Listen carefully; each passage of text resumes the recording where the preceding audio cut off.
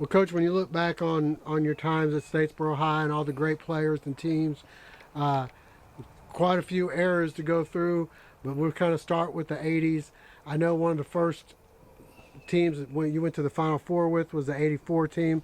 Had some pretty good talent on that team, too. Well, we really did, and I want to first say, Josh, none of this can be without those players. You know, starting from this first year I had a team in 78, 79. Great kids.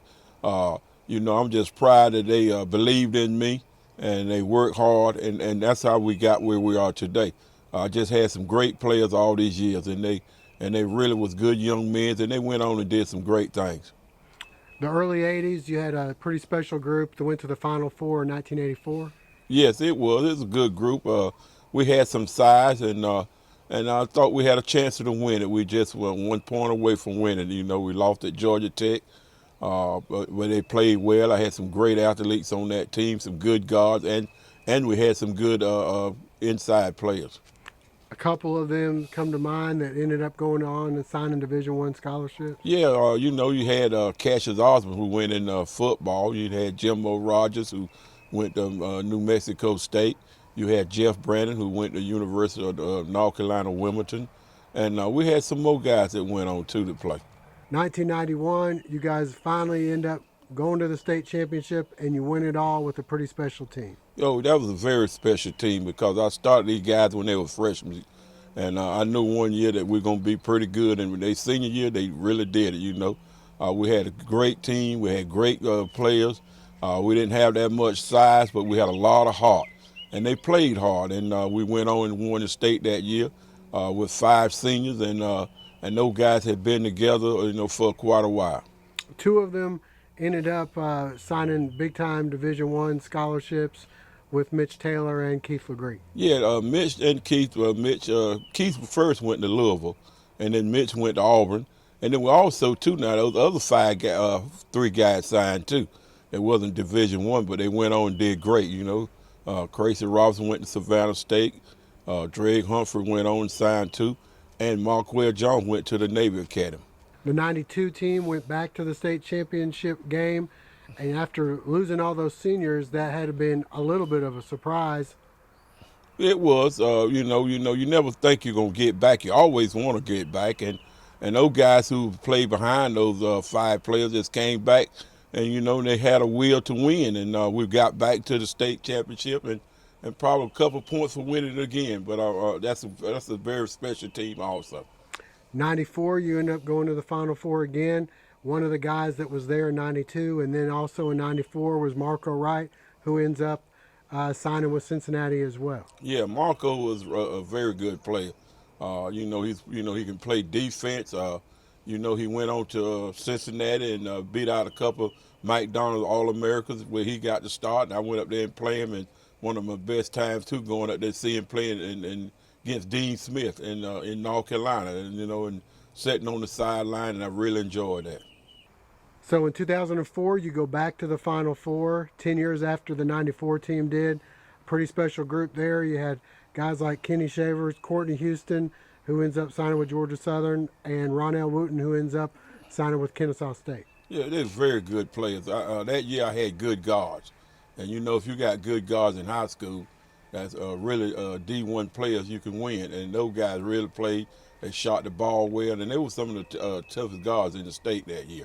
And so we had a great year. Lucky we didn't get back to the championship, but we did get to the Final Four. Then you go to another Final Four in 2013. A lot of guys end up signing from that class. Maybe not major Division One, but you had a lot of talent on that team for sure. Yeah, we did. We didn't have a lot of D1 players, but they did get to sign Josh, and that's one thing about. As long as you can get those guys in school, get a free education, that's what you want, regardless of what kind of school, and they can go and play and be happy and try to get a degree. And they come pretty close again. You make it to the Final Four. You get an injury in the Final Four game, which kind of derailed any chances from there. Yeah, it did. That's what happened. When you go into the playoff too, you got to be good. You also got to have some luck, and then you have bad luck. Things like that will happen. But as I say, we always had good guards, and we always had players that just play hard for me, and I'm just blessed to being able to have good players. Some of the other guys that maybe didn't get a chance to go play for a Final Four, but some special teams. You got a chance to coach your son, and his group ended up going to 3 straight quarterfinals, and that was led by Rashad Wright, who ends up going to the University of Georgia and having a great career there. Oh, we had a great team then. We didn't have much size then. I had Lee and Rashad and Tonio Williams and plus a couple more, TJ. Those guys really came out and they played hard, and they were always winners. They had a great run those 3 years. They won over 20. I know one year they won 28 games and lost 4. A couple of years and 3 region championships, I think. And so they was a great special group ever since they was in the 7th grade when Coach Donaldson had them in 7th grade, and he won a state a middle school championship with them. As for Rashad, follows in Marco's footsteps as one of your better point guards that you've had here at Statesboro High. Well, we had a lot of good, great point guards. He was one of them, but I can't go back because you're gonna start all the way back. Into the 70s, we had great point guards. He was one of them. He went to Georgia, and he was a good, true point guard because he led University of Georgia in assists right now, and he was a good one. He played great defense. Those 2 good brothers that can play, the Wright boys, and I was lucky to have both of them, and they went on and played D1 basketball. Their dad really worked hard with them, and they become some good basketball players. You haven't had a lot of size, but some of your taller guards have gone on to play in Division One. You had Eric Ferguson go to Georgia Southern, and then you had another player like Jaquan Raymond who goes off to NC State and then finishes up at Middle Tennessee, helps them to upset Michigan State in the NCAA tournament. Yeah, those 2 guys you named there was played guard for. We didn't have any size, and Statesboro, we just don't really have size, but we do have guards, and they guards have a lot of heart. And then one thing about we're gonna play hard, and those 2 guys there that went on and both of them, I'm glad they went on and finished school and played good basketball on the next level. Ronnell Wooten and Eric and Raymond went on and played great in the college. Raymond upset, like you say, Michigan State. Eric Ferguson had a great year at Georgia Southern. Now he's playing basketball cross season, doing well. In the late 90s, you had players like Kendall Hill, Dante Humphreys, who ends up going to Georgia Southern, finishes up at Armstrong. A lot of great battles back in those late 90s with a lot of those teams from the Savannah area, which had a lot of talent as well. Oh, yeah, Savannah, you never could tell what school going to be tough in Savannah because one year they might have this player, next year they might have another player.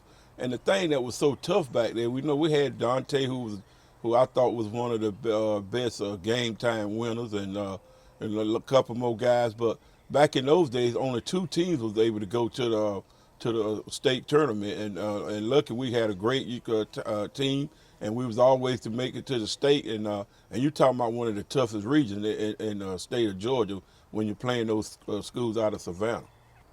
The region was definitely a lot tougher when you were playing those Savannah schools year in, year out.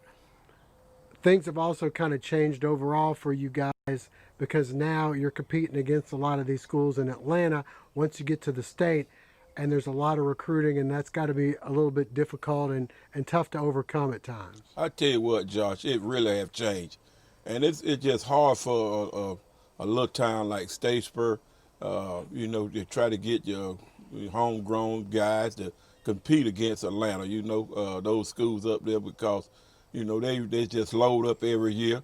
And it's going to be hard for South Georgia be able to win the state. Swainsboro won it this year, in AA, which they did a great job. But, the bigger the school is, Josh, it's going to be very hard to be able to win a state championship from South Georgia. But, you always want to, and the kids going to keep working, and we're going to never say we can't because we did once before, and we feel like if we can get back, maybe we have a chance of winning again.